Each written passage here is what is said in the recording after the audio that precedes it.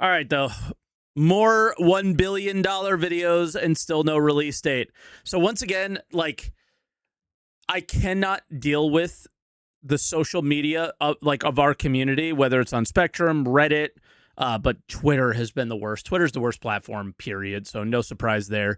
A bunch of articles are written, Star Citizen, 1 billion, no release date. And then you have all these people quote tweeting it as if that is an incorrect statement. Star Citizen has made $1 billion in funding over 14 years, which again is like not that big of an achievement. It isn't. And like many, many games from many, many studios with less people working on it, doing less interesting things, have made way more money. The exciting or interesting thing is that it was crowdfunded, right? Which is crazy. Good for them on that. And then the no release date part is the one that everyone's upset about. It's just the truth. Your games have no release date. The games that you're defending have no release date, and then they just sold a $5,000 ship that is not in development and has no release date. And people are like defending it like you just look like a vegetable when you do that. I get it. You have found community, or you have built a platform on the game or whatever, but there is nothing to defend from. None of those titles were incorrect. Actually happened. Star Citizen. But anyway, oops, I jumped the gun here. We're gonna watch Luke Stevens talk about it because I tend to like his opinions and stuff, and I think him and I are pretty aligned on the feelings about things like this. So let's see what Luke has to say. Guys, it has officially happened. Star Citizen, 14 years after it was first announced and fundraised for, they have raised over $1 billion. I'm not joking. Over $1 billion. According to their own counter, yesterday they crossed the threshold, raised $1 billion across 6.5 million. And I think the big thing to note here is what his mouse is over. It's 6,547,000 Star Citizens. We don't even know if this number, what it necessarily represents. I think it is backers that have spent $40 or more, but it also could just be general people with accounts. And if it is general people with accounts, that is so low. That is so low. It's not even funny. Right? Like it is not that big of a deal. I point this out every time we talk about this. Valheim sold 5 million copies in a month. Star Citizen is not successful as, like, lots of people make this argument that they are a successful company. They have almost closed multiple times. They've had to close the LA studio because it's too expensive and move everybody to one place. They have taken your money and built a company with it, but they haven't built anything from it yet. Anything releasable, anything released. I'm sure Squadron 42 is very well built up and is very cool, but obviously we can't see it.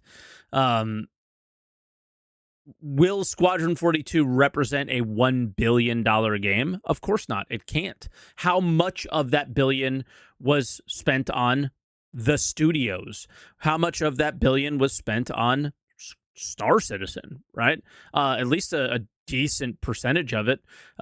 Server meshing tech and this tech and that tech, right? So it will not be $1 billion game because $1 billion wasn't spent on it. So it probably won't look like one. I think it's going to be really fun, but I already know what to expect from a Chris Roberts game, right? Yeah, the cost of the actors, does that make it $1 billion game? Well, if the story is good that the actors are telling, maybe.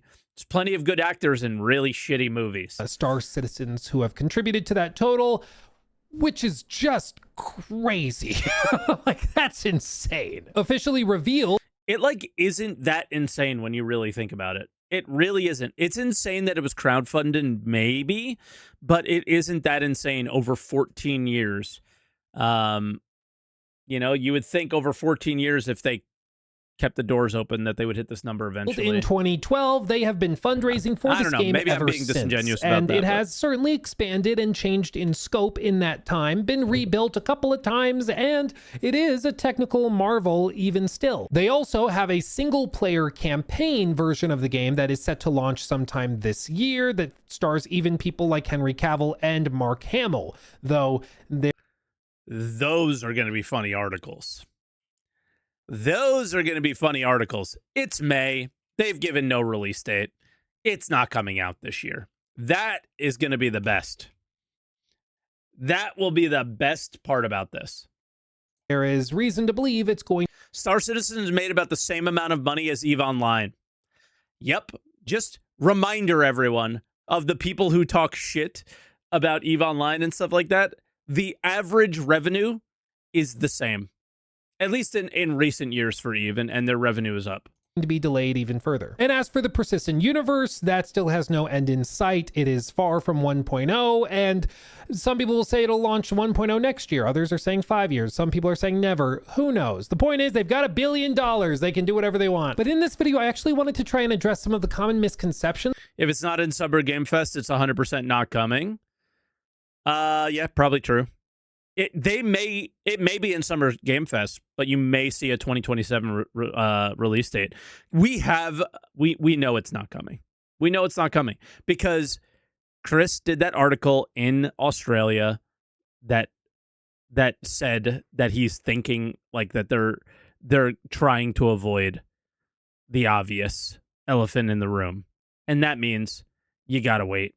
With the game kind of debunk some of the misinformation about it, because there is a lot of disinfo that goes around with Star Citizen, because people see the big fundraise number, which is insane and ridiculous for a game that has not officially launched yet, and then they extrapolate a bunch of other stuff and lies start to get spread very, very quickly. And so as a result, a lot of people don't understand what this actually is. There's a bunch of misunderstanding, and I'm going to try to help you understand it here now. But that does not change the fact that this is insane. To raise $1 billion for a game that doesn't exist fully yet, that's ridiculous. The first common misconception is that the game is not What's ridiculous is not that they did it, it was how they did it.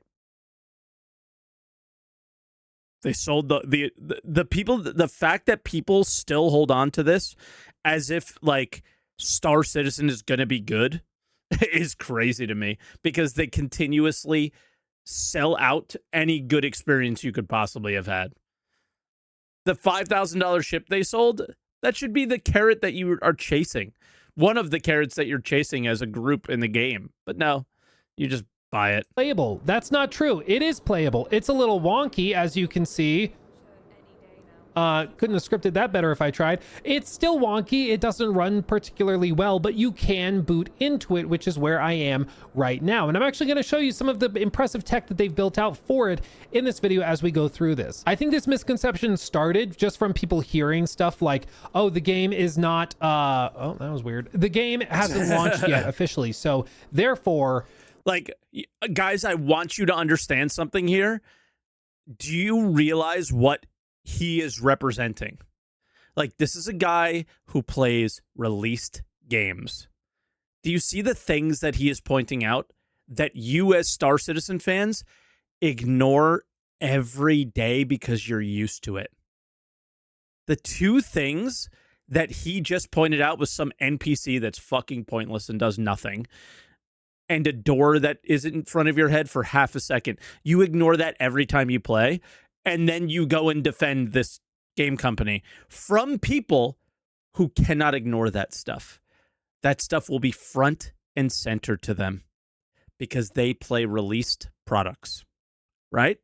Like, that is something that you have to understand here, is that this game cannot go to people who play consoles and play released products. They just are not. It is not a thing. Like, the crazy thing of all this is that 6.5 million people are willing to play this. And I know why. Because Star Citizen's really fucking cool. It has some really cool aspects to it if you ignore all that shit. it doesn't exist at all. And that's not true. You can actually get it and you can play it right now. I'm so used to doing workarounds, I forget I'm doing them all the time. Yep. Now, they just require you to either play it on a free weekend or to buy like a starter pack, which is like 45 bucks to get a starter ship and you can start playing. One of the other misconceptions I've seen is that you have to spend a ton of money to even get a ship. Again, that's not true. If you get the starter pack or whatever for like 45 bucks, you get one of these starter ships, which is more than enough to start playing. Yes, it is not true, but the way Star Citizen is designed is very different from every other game, which is very confusing to people, I think. So let's use any other MMO that exists. You choose a race, maybe, or a sex, and then you go and you just play the game, and everybody is kind of working towards endgame. They're leveling their characters up. When you hit max level, everybody has that max level, right? But Star Citizen is different. Like, or let's use EVE Online for an example, actually. EVE's probably a pretty good example here. Everybody are in every ship in the game is flown by an individual. So it's not a there's no such thing as multi-crew. Now, there are larger fleets that you can join. There's smaller fleets, or you could play solo. But everybody flies individual ships. We're betting this guy. He's being weird. Everybody flies individual ships, right? So that's I think that's like the weird thing here is you have these massive ships that are like not really available to you, but they are, and CIG makes sure that they are. I think the best example is the newest ship, and some of the larger ships that have come out. They all have pilot-controlled weapons, and the pilot-controlled weapons are all very strong. So you can go from the ship that's on the screen and go up to this really large ship, but it is not a ship that you're supposed to use as a solo player. And then here's where the lie kind of is, and why people get upset. Not lie, but why people get upset about it. Here's why people get upset about the fact that there are really expensive ships, is that some guy can swipe their credit card, whether they can afford it or not is irrelevant to the conversation, and buy power to the game in 2 seconds. And it's just there, right? But if I want to get an Idris in the game, it's nearly impossible to do as one individual. Same with the Javelin, or not Javelin, same with the Polaris, is it requires multiple people to earn in the game, while as a individual, it is almost impossible to get yourself.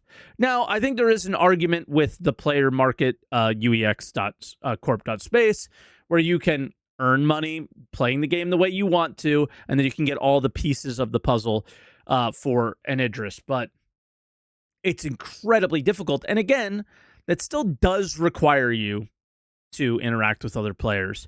But yeah, it's they're just two totally different things. And again, the other thing is that there is a stark difference between a ship purchased on the website and a ship purchased in the game. You will never lose the ship that you purchased on the website, and you do have the opportunity to lose any ship that you purchase in the game. So when you say, oh, all you're doing is buying, this starter ship for $45, and then you could just play the game. No, you can play the tech demo and get fucked over by the game over and over again because you played it. Whereas the player who bought ships for real money almost never gets fucked over. You're playing two different games. These people are having two entirely different experiences. It's just patently not fair. However, if you do spend a lot of money, you get way cooler ships. I'm just going to say that now. We'll circle back to that point later. That's not true, though. Yeah, you don't technically need to spend $1,000 to start playing. You can start playing either on a free weekend or for like 45 bucks if you get the starter pack. And in that capacity, I think that this is roughly in line with a lot of other like early access games where you pay 40 bucks, you do get access to the game. It is a premium you are paying, and you are basically testing the game for the devs. So you're not going to get like a feature complete version of the game, but you go into it knowing that. And I think most people who are spending 45 bucks to get, I wish people went into it knowing that, but they don't. Many people don't. get into Star Citizen early understand that they're not getting the finished game because it might not ever drop. Just saying. But anyway, once we get to our ship, you can see we just wait till our place in the queue has opened up, and then we are good to go once we've started the ship. As you can see, I'm in it right now, rocking and rolling. All I have to do to take off, little tap a space bar, N to lift the landing gear and expand. I was reading something that also the game mostly makes sense if you regard the capital ship grind as late game raiding, but buying capital ships circumvents that. Yeah, sort of. I just think, you know, there really aren't even well thought out play styles yet, where like the solo player versus the group player, like it's not even well built. It is well thought out maybe, but it's not well built out yet. And then we are good to go. No load screens, no nothing. Just boom, straight out into space. And this is one point I gotta give them their flowers on. Like, yeah, they have raised $1 billion. This is how they've raised $1 billion. But they have developed some tech that is absolutely ridiculous. I mean, I've talked about other space exploration games, Starfield, and those games, you know, some of them are definitely lacking when it comes to the tech needed to really give the like space exploration sim genre its due. Like, to do this type of game properly, you have to have some insane tech. You have to be able to do some ridiculous things. Like, I was just inside that base with NPCs and other players, and now I'm just casually flying through an asteroid belt. It's crazy, but it can get even crazier. I'm going to try. Yeah, is he gonna land on a planet? And select a spot to go to. So if I just scroll out, you can see on my little map here, I've got the little solar system we've got here, and I can select where I want to go. Maybe I want to go to the gateway. Maybe I want to go all the way up to Levski. I could select wherever I want. You know what? I'm going to select, let's do the Stanton Gateway. I'm going to select that. I can close out this menu, and then I can use my warp drive to get over there. Again, seamlessly. Don't need any load screens or nothing. I just select this, let it spool up, and then once we're ready to go, skadoosh. Look at that. And we're warping. I'm warping. Oh my God, I'm warping. Look at me warp. Wow, it's happening. I'm warping full speed. Oh my God. And he'll have to cut this because it'll take too long. Technically, on big ships too, you can just like hop out and walk around your ship, do other stuff, socialize with your buddies, do maintenance stuff, work on your weapons, whatever you need to do while you're traveling. And you can see, I can pull up my map and you can actually follow where I'm going as I warp. Again, this is a starter ship, so I'm going to be traveling quite slowly, and it's going to take an estimated 3 minutes in total for me to travel that time because space is big. But that will give us time to discuss one of the other more controversial aspects of Star Citizen, which is how the hell do you raise $1 billion for a game that doesn't exist yet? Well, in previous Star Citizen videos I've made, I've shown you guys some of the high-end ships that you can get access to. In one of my earlier Star Citizen videos from a couple years ago, I even got the chance to play in one of the massive space yachts that you can buy. Basically, I was streaming, and then some Star Citizen fans realized I was... Of course. And then some dork came over here and said, look at my 890 jump, because that's all this fucking ship is good for. Look at my absolute waste of money. Streaming came over there and were incredibly helpful, super nice. I mean, the community is genuinely awesome. They are very... They are not, Luke. They are not. They're the fucking worst. Very kind. Even though people make fun of them for spending a lot of money, they are genuinely very, very kind and supportive. If you are new and you don't make fun of the game, they're nice. So while you were new, they were nice. Now that you're starting to criticize, they will not be nice. And so we all got together. They shared all of their ships. We all landed on the same planets together. And we did like a full runway of ships so we could all see what they looked like. And one player even started just throwing in-game money at me just as a gift to buy ships and experiment with. Now, that's where the first distinction comes. There's two currencies in Star Citizen: real world money, where you bought it with real cash, and then the in-game credits that they have. Those in-game credits are earned within the game's universe, but every time they do a server wipe, all of that goes away and you restart, as do the ships you bought with the in-game currency. If you bought a ship with real world money, it's not wiped, but if you bought it with in-game currency, it is wiped. Now, they've said that their goal is ultimately to get rid of those wipes, and they don't want to do those if they can help it. And that is apparently true. They want to avoid wipes. So when you buy a ship in-game with real money or with in-game money, you are good and you will have it forever. And just to clarify, there's other ways to earn ships in-game that is not with money. That's the ultimate goal of what they're doing. But as of right now, they do still happen. Wipes happen whenever they have like some major technical thing that has to be cleared out. They're more rare nowadays than they used to be. Used to be like once a year, twice a year. You get one. Now they're much more rare. But just to be clear, you can't have your ships wiped, and that's why I don't have that. Yeah, his hands are not on the keyboard. This is not playing at all. Like, I love how we say that this is great tech when this is literally a fucking loading screen. Like, that's exactly what this is. It is a loading screen, and it just is. Like, there's no way around it. It functions exactly like a loading screen, but the tech is cool because doesn't have a screen over it. Not anymore because it was wiped. But when I was flying those big ships, it really showed me how remarkable those high-end ships are. I mean, it can change your experience, not just because you get... What is loading then? No, nothing is loading. It is not a loading screen, but it functions exactly the same because you have, in order for this game to work, the massive items that pop in and all the stutter that you get right as you're getting to a location have to be that far from each other to separate them in different servers, or to have the server not be rendering them, or for your client to not be able to see them while you're playing in one area to make sure that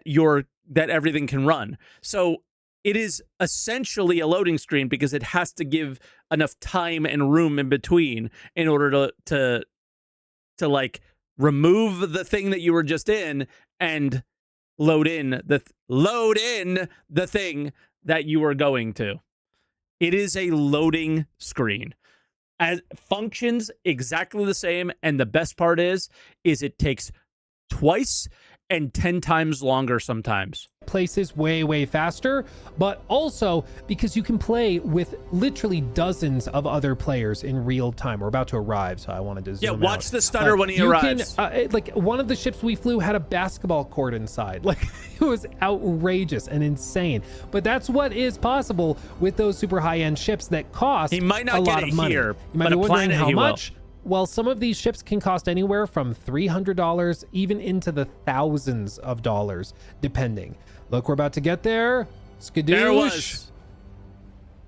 You saw the little stutter there for a second, and now look at that. And this station we can go into, and we can walk around it. We can go to vendors within it, just like that. This is about 10 times worse when you go to a planet or a moon.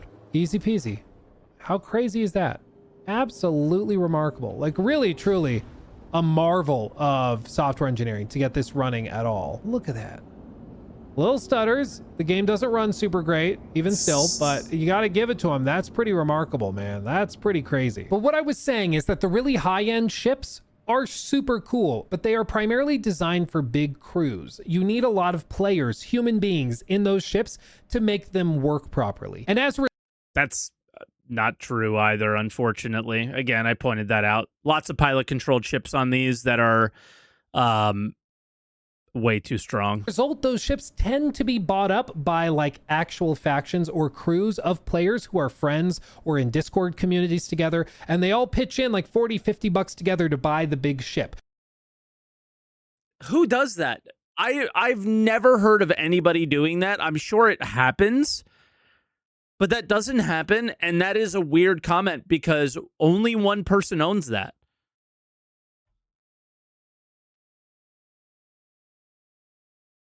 So only one person gets that, even though other people, like, if that person decides not to play with those people, they don't get it anymore. Which is why, like, when you see that there's $1,000 ship or something, it doesn't always mean that some guy swiped his credit card for $1,000. That does 99% of the time that's happening, Luke. That is a weird comment. You might have had one person tell you this.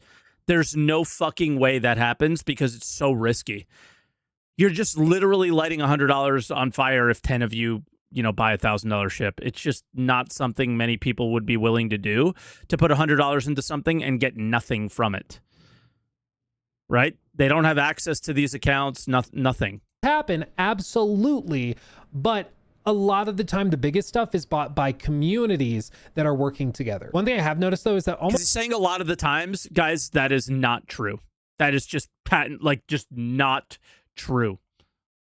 It may happen, but it is not happening a majority of the time. Every single interaction I've had with somebody who is really into Star Citizen, there's a reason that fucking dork with the 890 jump came to you with an empty 890 jump and no one in it to show you it, because he has nobody to play with and nobody to show off his thing to. And he finally found somebody who gave a fuck. They have expressed how they, you don't need a lot of money to play the game. You don't need to spend a lot of money to enjoy the game. But they happen to have spent hundreds or even thousands of dollars. See, this is another, oh my God, dude, this is fucking arguments. This is another thing, is you don't need to enjoy the game. You're absolutely right. But it's broken. The game is not fair at all.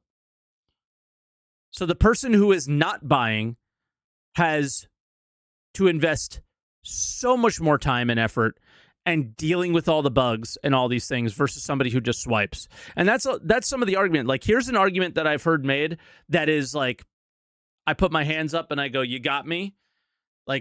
Fine. How many wipes have we had, official wipes that we've had since 3.0? 15? Because we used to have them every patch. Maybe more, right? And then more recently, we've just had one since 4.0. And we've had 2 major ones in the last, few years. And then there's constantly, database issues where people just lose ships, right? Here's an argument that somebody made to me. Mike, I have earned the Prospector in-game 5 times already. I don't think I need to earn it again. So I bought it. Okay. Fair.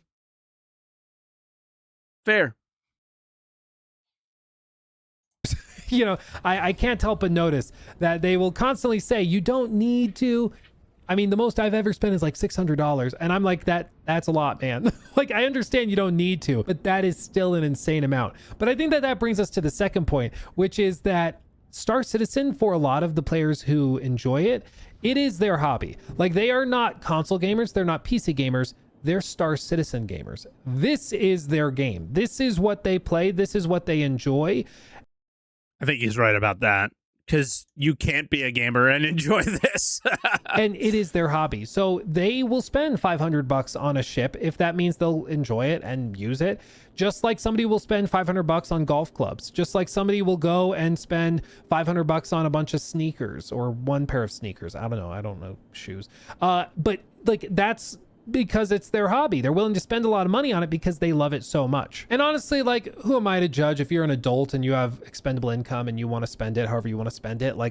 Yeah, just to be clear, I'm not judging what you spend your money on. It's the fact that the game allows you to. And the game is sacrificing most of its potential by doing this.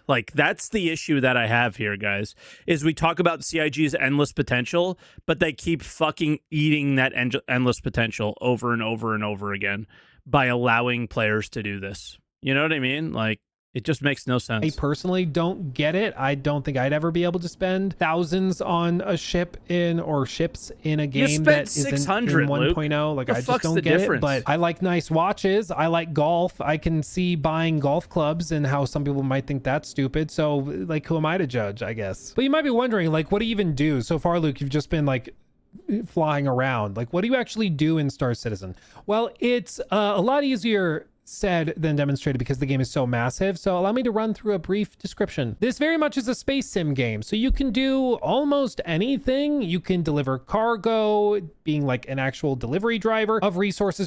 Oh boy, he's about to do the Chris Roberts pitch. Here we go. Between locations for pay, you can go and mine. One of the most common play styles in the game is actually mine. He's about to say a number of things that are true.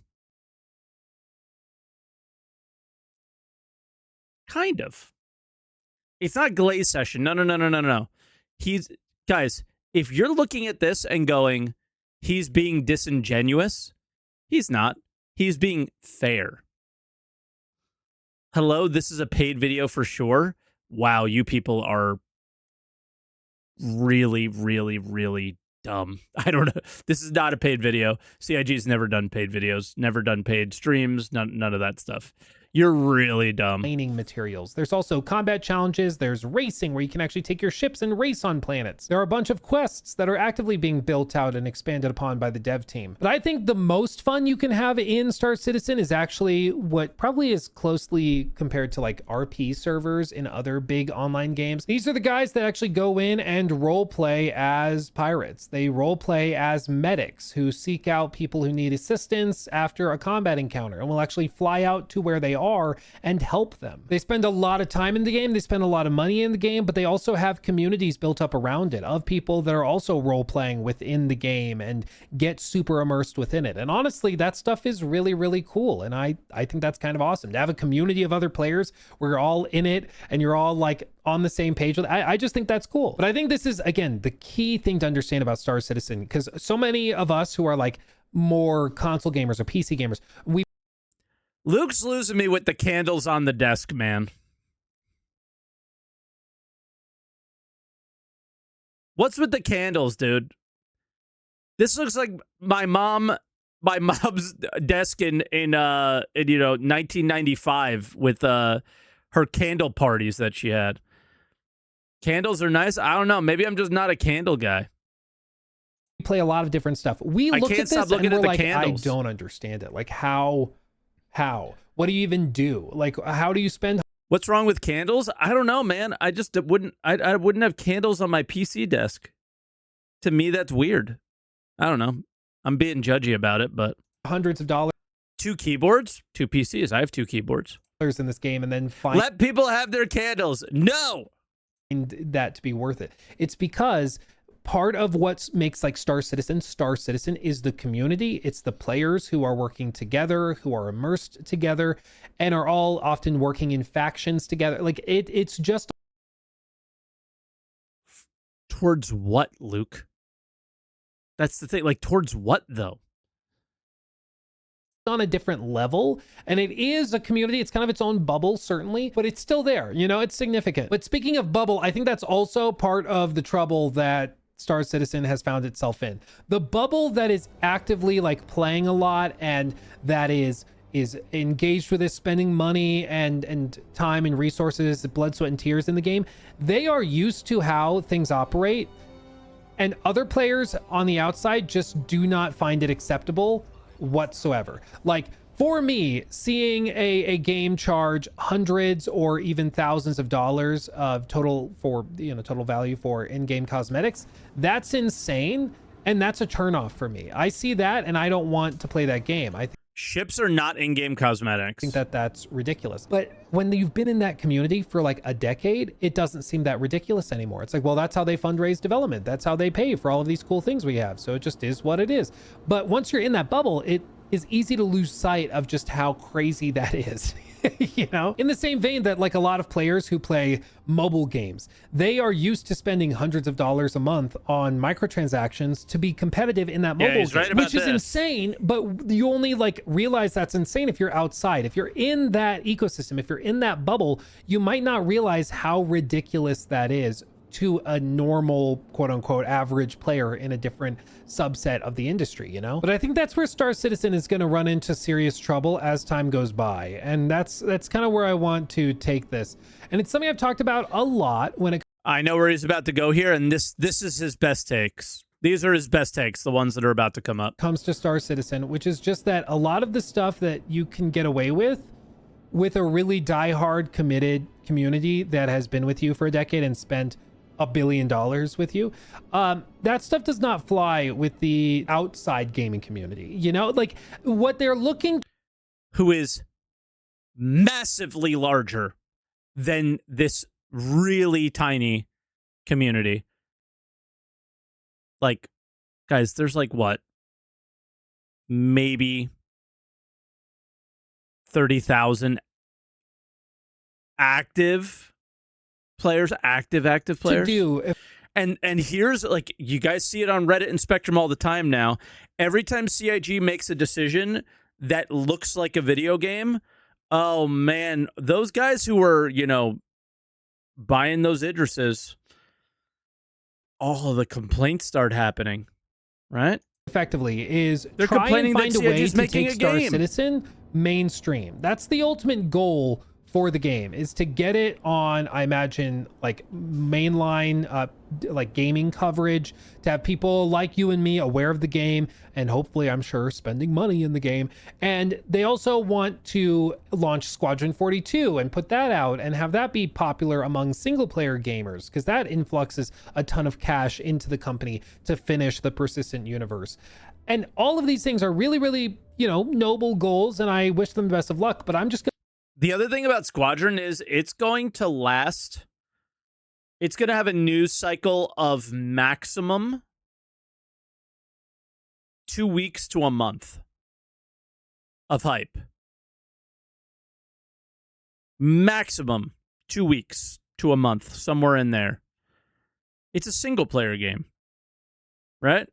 Yeah, if it's really good, it'll be like a month and it might win like Game of the Year or something like that, right? If it's fucking amazing.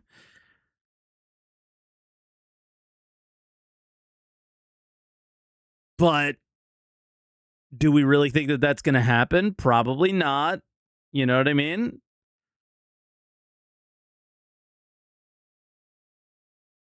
Unlike GTA, which will be like half a year, exactly. Be real. If you launch a game on like PlayStation, should I wait for the Game of Year of edition? Yeah, that'd be funny.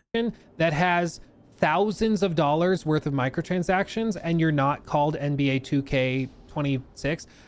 Streamers will play through and stop playing in a week. Yes, but streamers aren't the factor here, right? Streamers have never been the factor for single player games.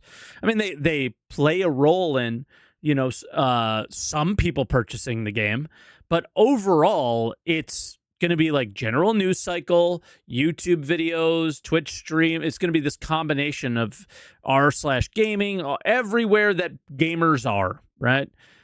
Every social media possible. Like, it should be around for a little bit during that cycle, and it will get people interested in it. And then they will play it, and they'll play the 30-hour campaign, 30 to 60 maybe, and then, you know, gamers play through 30 to 60-hour games in like days now, and then that's it, you know. So then you got the gamers playing it in a couple days, and then you have the you know, the dads or whatever playing it in a couple weeks, and then they put it down and they'll play something else, and then that's gone. Squadron is really about making money, I think, more than anything. Is they have spent zero of their own dollars outside of the investor, which I think is what, in the 50-ish million, the Calder family or whatever. They're in the 50-ish million. So as long as they make about 50 million plus back, and they get that loan paid essentially, which I think they've been paying with ship sales over the years anyway, because we've seen in the filings a payback to the Calders. Space Tomato said 70. It doesn't fucking matter. Yeah, 70, 50, it's all about the same. And then after that, it's all pure profit for Chris and family. I don't think you get away with that. I don't think that goes over super well. I think it's going to be memed on into oblivion and not tolerated. I mean, it already has kind of been memed on into oblivion, but you get what I mean. I mean, I just don't think that the average gaming community is going to put up with that. Yep. In the same way that they put up with it when you're talking about like a diehard community, right? You know, you can have cool tech and stuff like being able to land anywhere on any surface because your game is like a technological marvel. That's cool. But like, as cool as that is, to be able to just like... He didn't land there, I don't think. No, I think he's getting out. Okay. Casually go and hop out of your ship. He cut it, so I thought something bad happened. Anywhere. Like, do I think that that will Oh yeah, he didn't land. That's right, because it doesn't have any gravity.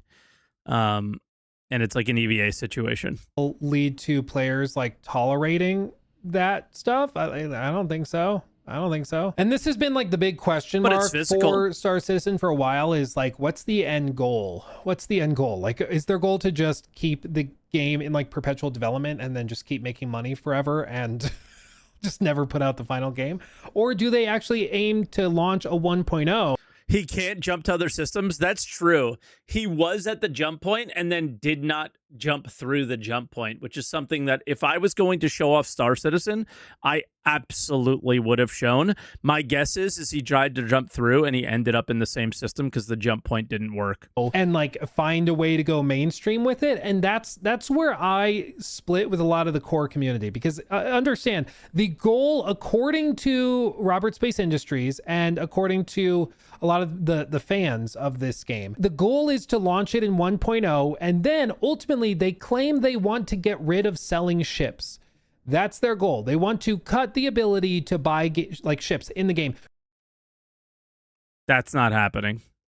And I've repeated this on your videos before, Luke. Please listen. Even in 2015, Chris rolled that shit back at a Bar Citizen. It's not going to happen. I would stop saying this to people because you're gonna get burned. It's not going to happen. For $200, $300, $400. They want it to be only earnable in the game as... He should reach out. We've like reacted to each other. We've called each other out in like positive ways, but never DM'd each other or anything. Again, I'm not big on chatting with other creators anymore. I just get burned too much. It's like an in-game currency thing that you do missions for, and it really is a universe. I like having an opinion, and that the ships are just a way for them to fundraise to build the game out. I'm sorry, I don't believe that. I just don't believe they're ever going to get rid of paid ships. If they do, I will gladly like being able to say whatever I want. So glad about it. I just don't understand how they could build a team of hundreds and hundreds and hundreds of people around the world, paying their salaries, using paid ships to do it, raising $1 billion in the meantime. And then one day they just decide out of the goodness of their heart to like get rid of that. I don't believe it. I'll believe it when I see it. But I would bet close to $1 billion that they do not do it. That they will basically just keep doing things the way that they always have. And they'll say something like, "Oh, well, our fans really like the ships. They like being able to pay a premium for their clan to be able to get them and fundraise for further development. So we decided not to cut ships and buying ships." That's exactly what I just they'll don't say. see why they would have a system that has built them up and given them $1 billion. I don't see why they would cut that out of charity. Like, I just don't think that they'll do it. I think it's a business at the end of the day, and they're not going to magically change their minds just out of, kindness. That being said, does that mean that the game never can go mainstream? Honestly, I think it makes it way, way harder to go mainstream. If you are... It's literally impossible for this game to go mainstream now. Let's not even talk about the buy-in for ships. How does anybody that doesn't have a PC that can play this game build one?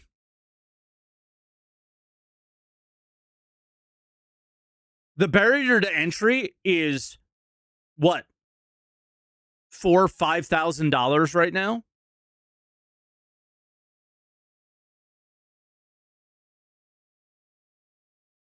It's gonna kill Squadron too, yeah. GeForce Now, I mean, dude, you really want to give Nvidia your money to take all of your autonomy away and have insane input lag? Like, what is wrong with you? Are actually like trying to get mainstream players to come in and engage with you, I don't think you can keep doing things the way that you always have been. I just don't think that goes over well personally. And this is the crazy thing about Star Citizen, is that if you take that statement that they want to cut ships and selling ships to you, but once they reach 1.0, but what are you talking about? The education in game development in order to understand how games are made according to Spectrum? What is that comment about? I'm trying to understand what we're going with here. If we're talking like you have to understand how game development works to play Star Citizen, I really hope that's not a comment you're making. Selling ships to you constitutes over $1 billion of funds raised. They have just created an incentive The white knight to never excuses. finish Okay. the game, right? Like if they finish the game, they either have to break their promise and keep the ships in there, or they have to decide to, like, I guess, cut the ships. Bro, this fucking comment of finishing the game is so goofy, though. Like, why do we always say finish the game instead of launch the game? It is very clearly a live service or an MMO light or something like that, where like, because then you have the fucking dumb comment of the game will never be finished that I see in the chat right now, right? It is because then they have that easy argument, which is not an argument at all. We want the game released. We want the game to go live, to go gold, to start. I know what he means, right? They can continue development. They can continue selling ships. Everything, the status quo can be exactly the same, right? It could be exactly the same. We just want there to be the start, and that's it. That's what people want. That's what people are waiting for. The start. And lose out on all of the money that they've been making, and then they're gonna have to lay off everybody because they can't afford them anymore. Like, that doesn't go over well. So they've created a system where they are actively incentivized to never ever finish the game. This is also a goofy take too, because they should be laying off a ton of people when Squadron 42 releases, and they should be laying off a ton of people when Star Citizen hits 1.0, because you shouldn't need all these people building out tech that doesn't exist. You shouldn't need as many people building ships that don't yet exist, and you shouldn't need as many people, QA people or game designers or whatever. I think they need more game designers, less artists, less tech guys. But yeah, people are going to get laid off, right? Like, it's just, that's what's going to happen. People are also going to leave because their project is done. They could share what they've worked on, and they can get promotions and move elsewhere in the gaming community. And I think they probably do finish Squadron 42, which is the single player game. But even that is taking way longer than expected. A lot of the original motion capture was done like a decade ago, and I'm not sure if it's going to hold up. Like, it was probably cutting edge back a decade ago. They have their own motion capture studio. These comments aren't necessarily relevant. They could just pick them back up and do it again. But it's not cutting edge today, by modern standards. So the actors, I know they've brought them back in multiple times over the years too. I'm just... What do you think? Actors are not going to take a paycheck? I don't know how that goes over. I just think they have a big problem on their hands where there's not a clear end game in sight. Like, if they were to go and launch it in 1.0, the persistent universe, and launch Squadron 42 and cut out all the toxic microtransactions and stuff, or macro transactions, I think players would play it, be like, oh yeah, it's pretty good. Yeah, they're not going to do that though. And they'd have solid player bases for a while, but they would not be making anywhere near the money they are right now. I just personally don't see that happening. And but then we don't provide any like real world examples of ways to go about it that actually work, a la EVE Online, freemium game with a premium currency and other in-game items that can be bought on the shops that are absolutely pay to win, but way less problematic, in my opinion, than selling spaceships. Development cadence is way lower than it needs to be in order to keep pace with like other live service games. And so as a result, I don't think they'd be able to keep up unless they can figure out how to work way faster. I just think they're in a really weird position, and there's not really another studio in a position quite like them because they are very unique in this regard. But oh yeah, it's going to be fascinating to see how they play it out. But effectively, there's no end in sight. They're still working on a persistent universe, is still obviously raising a bunch of money. They just crossed $1 billion, and Squadron 42 is allegedly coming at some point this year, though apparently it looks like it's going to be delayed into next year, and who knows if it launches next year. But what I do know is that Squadron 4... So he does recognize that it's definitely going next year. There's no way No way. 2028? No, I don't think it's not ready necessarily. It is not ready, that's for sure. They didn't cancel Squadron 42 or excuse me, they didn't cancel CitizenCon for no reason. But I don't think, like, they're still talking very much about who they have to compete against, not who they have to actually, like, if they have to actually finish the game. Don't even mention Soul Singer. That whole thing, like, isn't a thing. 42 is, at this point, a real anomaly in the industry. They've raised an ungodly amount of money. They've been able to do it over the course of 14, almost 15 years. And it's absolutely remarkable that they are still around, still kicking, and raising more money than they ever have. It shows that people like what they see. They want this type of game. I think they just want the 1.0 version, and the community that's there, that's spending the lion's share of the money, they like what they have now enough to spend thousands and thousands of dollars on it. It's just whether they can break into the mainstream and whether that money that they currently are getting is enough to sustain them long term, which by most accounts, it's probably not. Like, they are raising a ton of money. Yes, $1 billion over 14 years is crazy, but you're talking about a studio with hundreds and hundreds and hundreds of devs around the world. It's not actually that much money when you break it up over the course of almost 15 years. That money gets... We believe they have a little nest egg now, but they've shown us our financials over the years, and they always spend it all every year. Spread pretty thin. So they need to find some way of operating where they can either lower costs or get a huge influx of cash. I think that's what Squadron 42 is supposed to be. And they're hoping that they can find some way to get more players into Persistent Universe. But I'm just going to be real. Selling ships for $300 a pop is a tough sell. Like, what I was able to just do was legitimately cool. The fact that you can fly anywhere in the Persistent Universe, hop out of your ship, explore it, and then take back off and fly again. That all is really, really cool. I like that. I think it's awesome. Gacha games make $1 billion a quarter with barely the dev size, right? Awesome. But they do have a ways to go before they really are able to get, I think, like, the Starfield fans to come over and spend time and money in this. I think they would like this game if they were to try it, but they've got to do a good... Are there legitimately Starfield fans?